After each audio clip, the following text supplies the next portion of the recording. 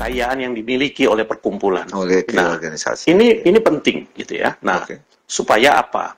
Supaya setiap keuangan organisasi, ini uang kan jalan terus nih, ya. Itu bisa dipertanggungjawabkan dan dibelikan aset. Nah, aset ini ya, misalnya dalam bentuk gedung. Sekarang ada yang mengatasnamakan yayasan. Coba. Yayasan apa, INI lah, atau IPAT lah, atau apa gitu kan. Udah ada organisasinya. Nah, yayasan ini, siapa pendirinya? Ternyata orang per orang. Ya, iya. Nah, kewenangan bertindak dari yayasan ini, berarti kan personal nanti. Bisa ngejual dong.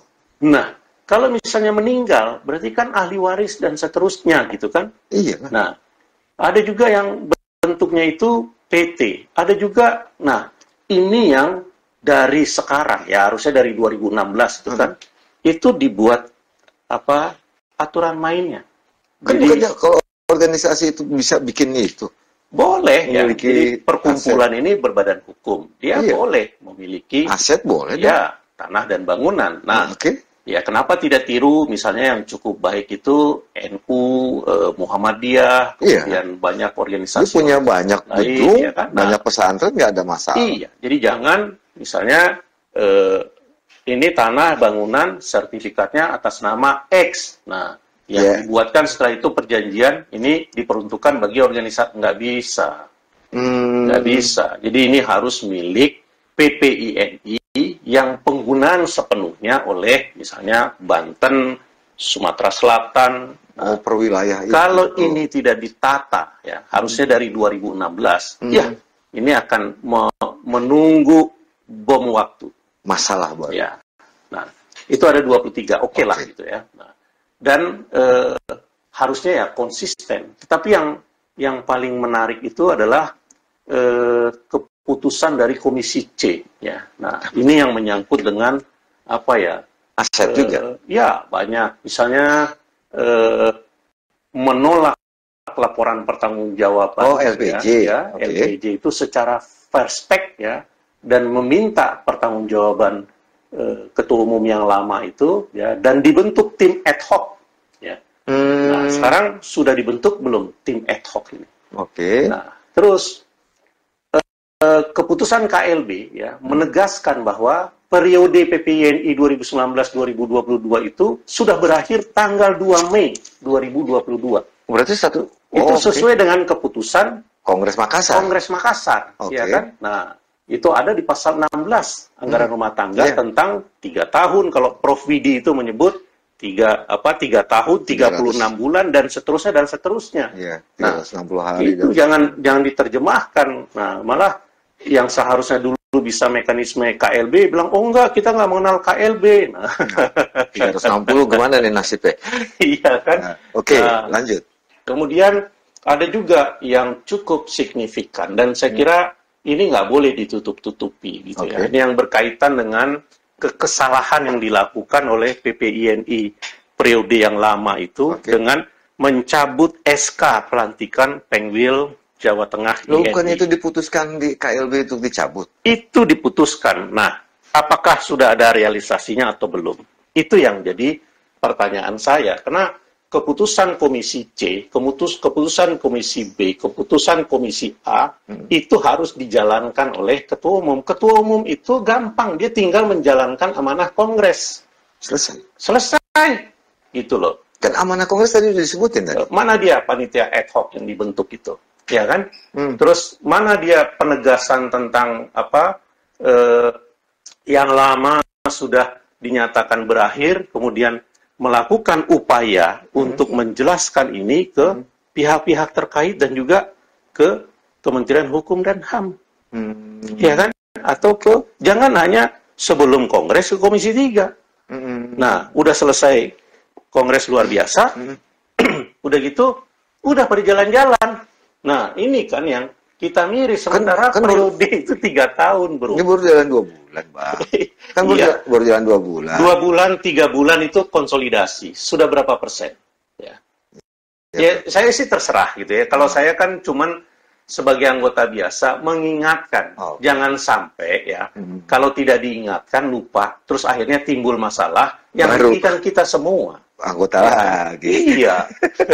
Anggota lagi. Iya. Kemudian kalau memang terjadi ya kesalahan yang dilakukan oleh periode yang lama, apa langkah-langkah hukum yang harus dilakukan oleh hasil KLB? Ada sih, ada.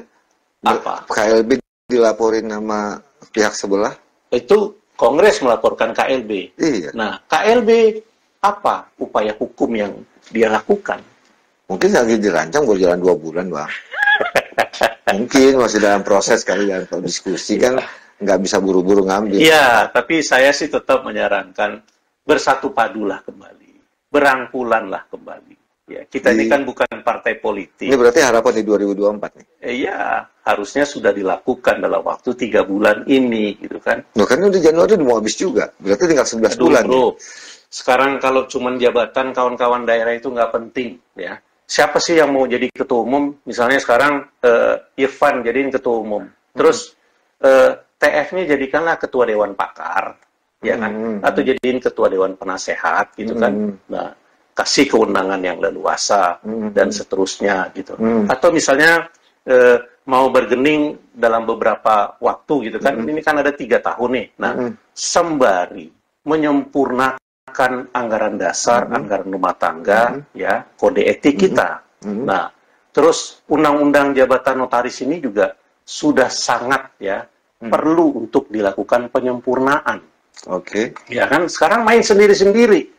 Ada yang mau usianya mau dijadiin 70 tahun. Nah, satu pasal saja yang usia 70 tahun. Pokoknya UJN dong itu mah. Iya, itu ke Mahkamah Konstitusi. Sementara ya, ada hal lain yang harus juga ikut disempurnakan di UJN. Contoh misalnya ya, kita ini ya, mau tidak mau ya, suka tidak suka, sudah harus berbaur dengan IT.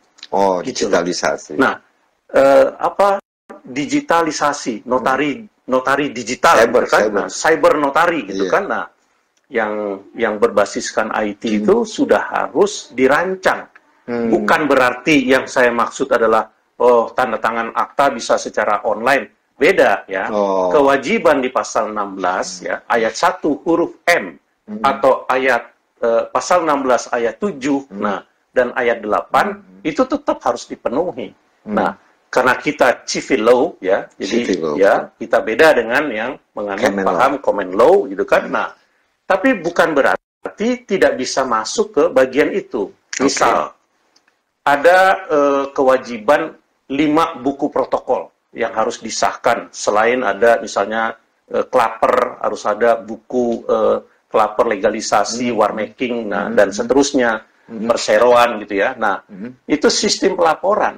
Kenapa tidak secara digital? Buku-buku protokol, misalnya salah satunya itu tentang buku daftar protes cek Wesel Giro itu emang dipakai sekarang kan tidak. Udah kan nggak zamannya. Ya kenapa itu tidak dihapus? Kiris. Nah, terus ada ketentuan di pasal 20 UUJN tentang persekutuan perdata. Nah, kenapa ini tidak menjadi satu rumusan ya? Yang dibuat sehingga ini bisa menyelesaikan permasalahan formasi. Tidak harus seseorang, misalnya ya, nih mahasiswa MKN UI ya, yang keluarganya tinggal di Jakarta. Nah, terus karena harus memenuhi formasi dan udah kepengen jadi notaris, formasi yang ada itu di Pangandaran. Nah, akhirnya ambil formasi Pangandaran, tapi ke Pangandaran hanya pasang papan nama, sewa kantor, datang sekali, udah gitu nggak datang-datang. Apakah sampai tujuan dari negara menjadikan dia sebagai seorang notaris ya, yang akan mengurusi, membantu pemerintah di bidang keperdataan? Tidak. Kerja jengga? Ya, pasti dia akan lebih banyak di Jakarta. Gitu kan? Nah, kenapa? Misalnya, pasal 20 tentang persekutuan perdata itu. Kalau dia mau di Jakarta, masuklah ya, bersekutulah dengan notaris yang dibuatkan persyaratan. Ya. Jadi seperti kantor hukum ya. Ada misalnya 15 ya, 15 orang. Tinggal dibuat misalnya tentang sistem pelaporan. Kalau kantor kan sudah bisa bayar sewa bersama, bayar pegawai bersama.